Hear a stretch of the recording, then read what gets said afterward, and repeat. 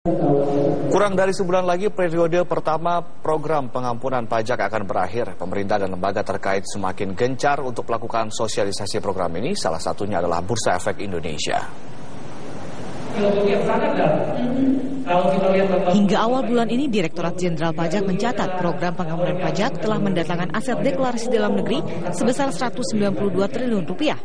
Aset repatriasi sebesar Rp13,9 triliun dan aset deklarasi luar negeri sebesar Rp39,8 triliun. Ketua Dewan Komisioner Otoritas Jasa Keuangan Mulyaman Hadad yakin program ini akan turut memperdalam pasar keuangan. Terlihat dari mulai bervariasinya produk investasi keuangan yang ditawarkan oleh perusahaan kepada investor yang menandakan minat investasi yang cukup besar di pasar. Tapi mungkin teman-teman pasar modal tertarik juga dengan bagaimana repatriasi itu bisa lebih banyak dilakukan agar kemudian dampaknya terhadap pasar modal itu betul-betul nyata dengan masuknya repatriasi. Coba bayangkan saja, ya, banyak dana repatriasi masuk diinvestasikan di instrumen investasi sebagaimana sesuai dengan aturan yang ada.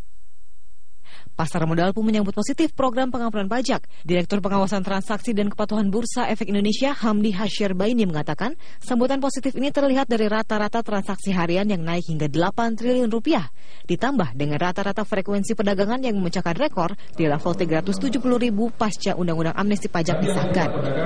Sejak Undang-Undang Amnesti Pajak disahkan oleh DPR pada akhir Juni, rata-rata nilai perdagangan pasar saham mencapai 7 sampai dengan 8 triliun per hari, atau melampaui rata-rata harian sejak awal tahun ini, berkisar di angka 5,8 triliun per hari. Program pengampunan pajak ini akan berakhir pada 31 Maret 2017 dengan target penerimaan tarif tebusan sebesar Rp165 triliun dan proyeksi mendatangkan dana repatriasi luar negeri hingga Rp1.000 triliun. Laraza Anissa, Metro TV.